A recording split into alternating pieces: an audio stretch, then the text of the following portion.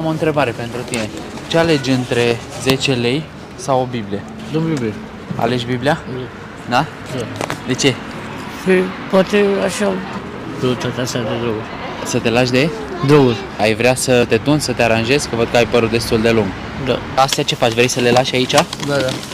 Dacă le are tot omul care are nevoie. Tu le strângeai sticlele astea să le Duc la colectare. la colectare, da. nu?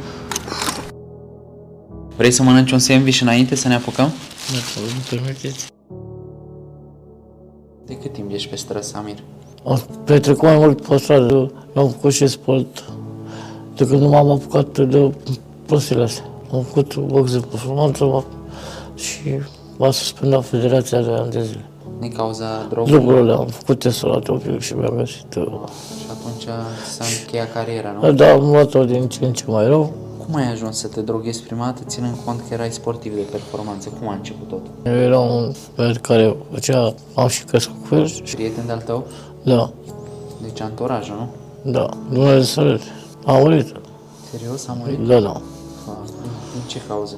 tot de la droguri. Și de asta fac videoclipurile astea, să vadă oamenii cât de gravă poate fi orice substanță de genul și ce situație te poate aduce imediat pe străzi. Am fost plecat, am stat 5 ani cu minte și cum am ajuns în țară, buf.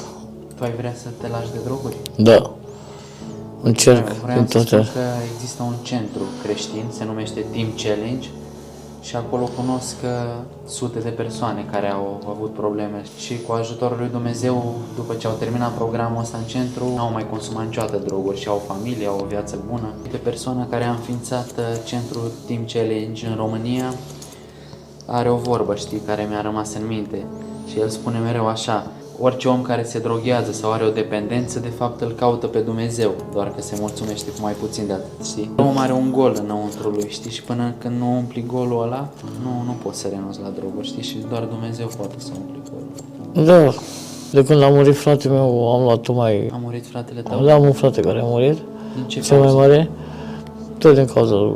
Din cauza drogurilor? Da. Când a murit el mai mult, am luat-o mai rău, razna, am meciuri oficiale, da, Meciuri oficiale, serios? vorbesc serios. Deci trebuie să am grijă cum te tun, că dacă nu-ți place, poate mai iei la box. Nu, nu. Câți ani te-ai drogat cu heroină? 12-13 ani. Da, dar la heroină mai există leac, dar de la asta de nu prea, deloc. Există un capăt și un capac. E bine să nu pui mâna pe niciun fel de drog. Aștept să vezi cum arăți acum? Da, Cred că a fost foarte grea iarna pentru tine, nu?